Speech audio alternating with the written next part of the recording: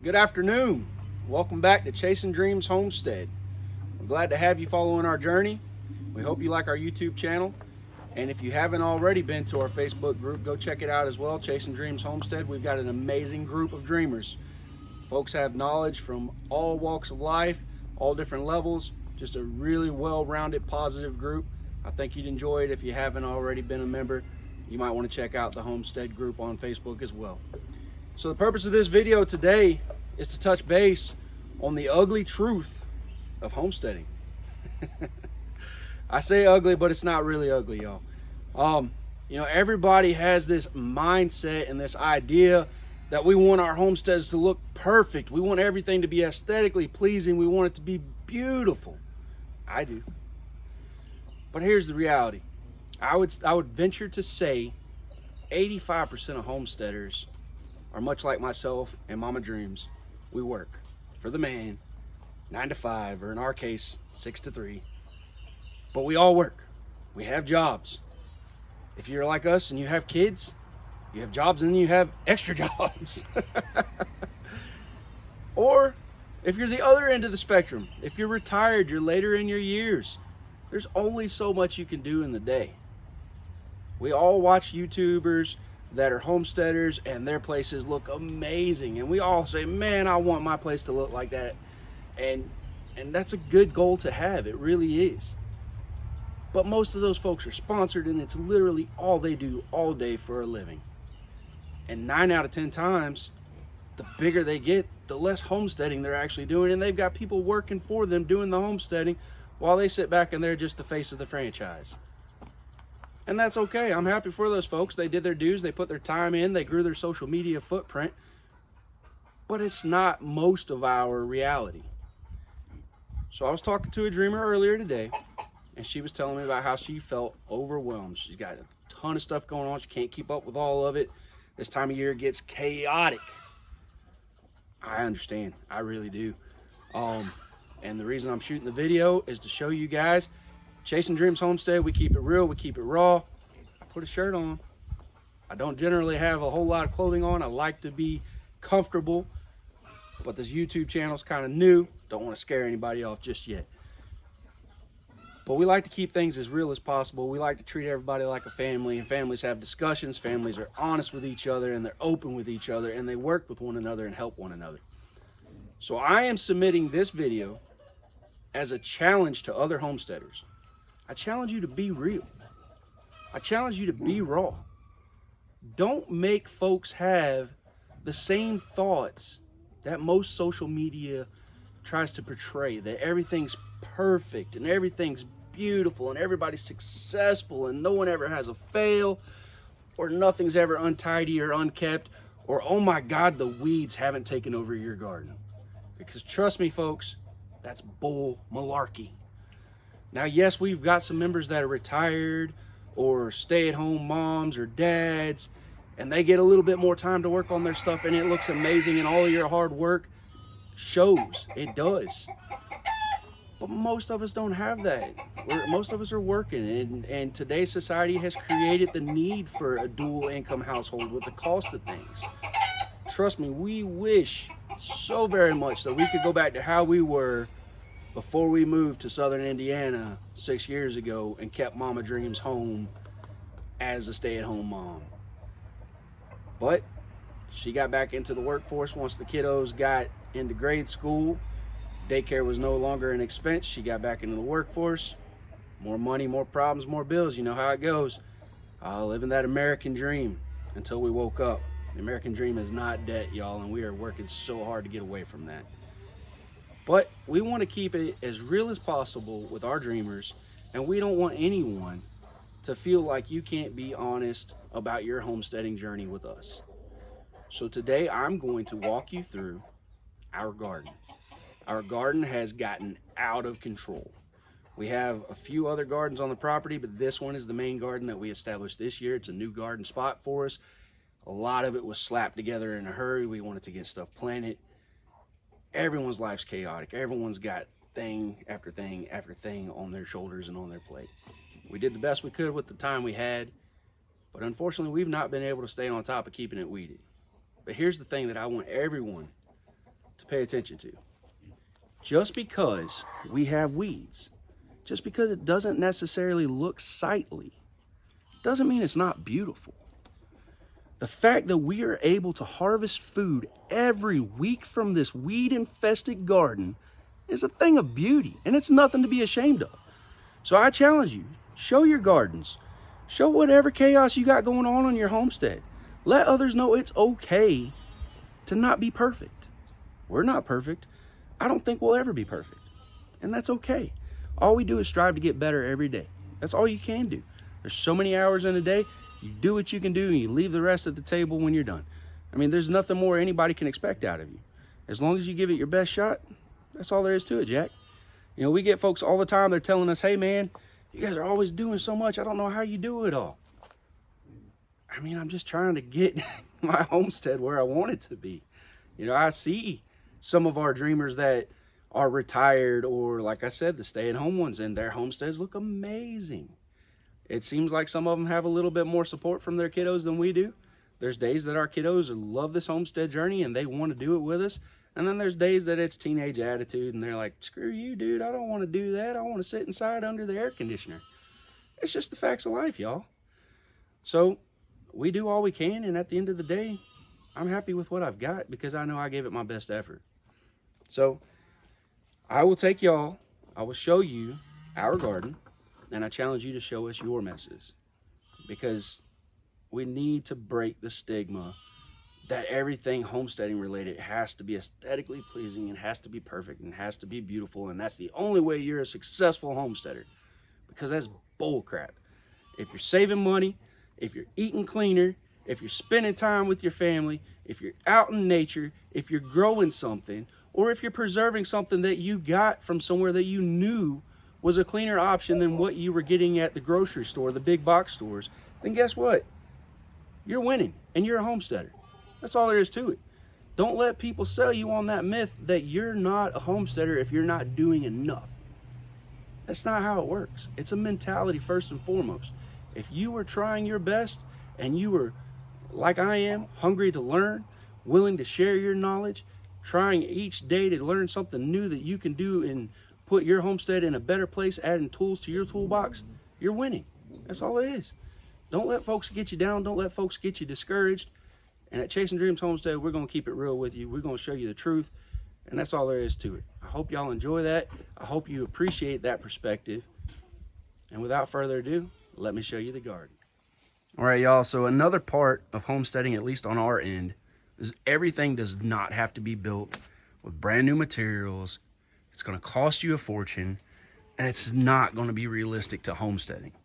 If you're spending so much money, like the meme that goes around, we spent $3,000 to save 14 cents on some tomatoes, then in my opinion, that's not homesteading. Homesteading is being frugal. Homesteading is making do with what you have. This is our greenhouse that we plan to get finished before fall. It got put on hold. We had some other things going on. And look, y'all. We got one layer of weed barrier down. We stopped getting rock to close it in. And look what happened. So we've got work to do. But that's okay. We got further than we have in years past. This is going to be a very nice greenhouse for us. And it will get wrapped up before fall so that I can move some of my tomatoes and some of my peppers in it and hopefully extend the growing season. As you come into the garden, I have plans to put a massive, elaborate, pretty arch walking into here. Right now, that hasn't happened. First thing you see, weeds. Tons of weeds. And that's okay. So check this out. There's weeds. Here's pepper plants with blooms all over them. Now, these dudes were covered at one point, and we had hornworms get in here and go to town on them. I've never seen them eat a pepper, but they did it. And it's okay. It's coming back. It's amazing. We've got more weeds, but look at those habaneros. They're coming on, y'all. I love making hot sauce. I can't wait to get my pepper harvest and make homemade hot sauce. We got some beans started on the trellis. Looking forward to these guys. These are going to be our late summer, early fall harvest. And then we'll make some other trellises here shortly that we're going to get some more beans going on, and we're also going to get some beets going. But it is what it is. We got some weeds growing under the rabbit hutch. Did the rabbits mind? No. Most of those weeds are edible.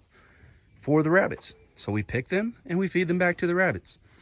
This section over here, this section was supposed to be sunflowers. We tilled it, we fertilized it, we did everything. It didn't happen. The weeds took over. Same with right here. This was my mistake. I thought I had planted cantaloupe here, but instead I planted that squash plant that died long ago and just barely has a little bit of a squash on it. And that's okay. This bed will be here next year after I weed it.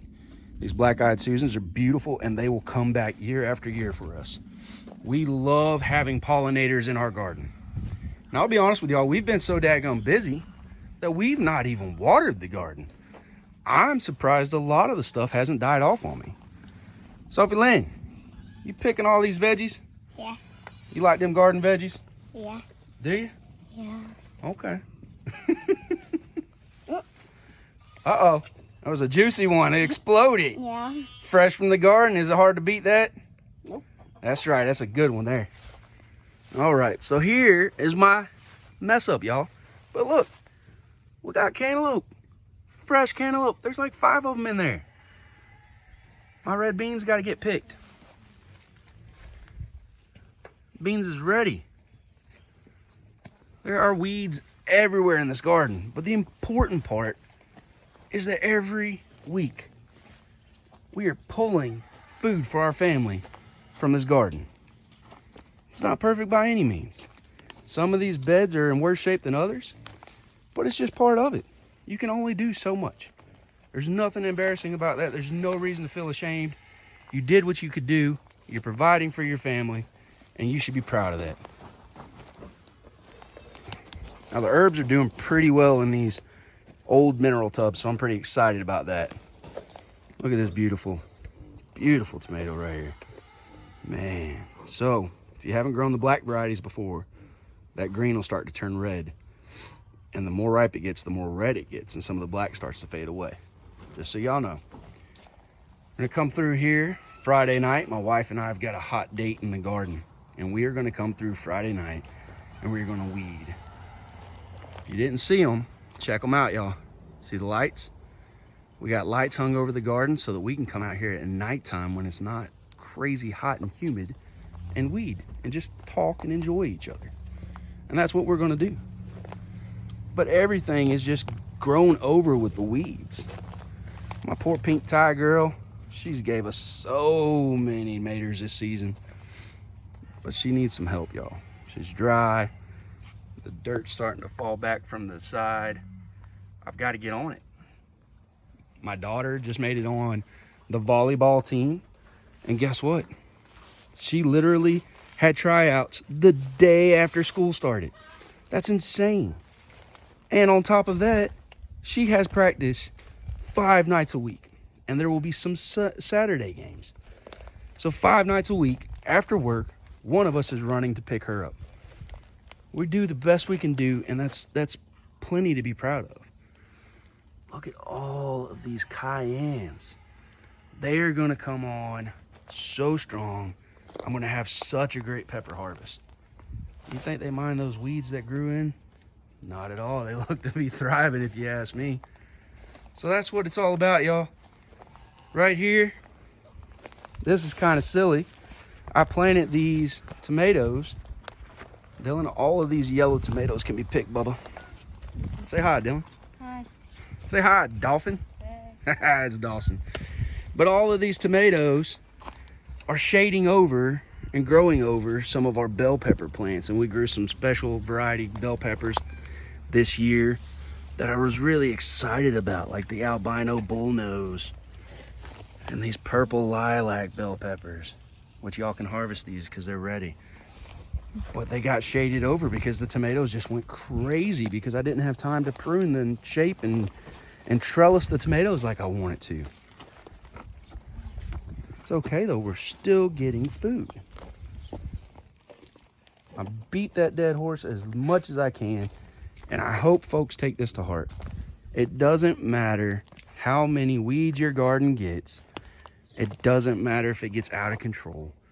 What matters is that you are still getting food.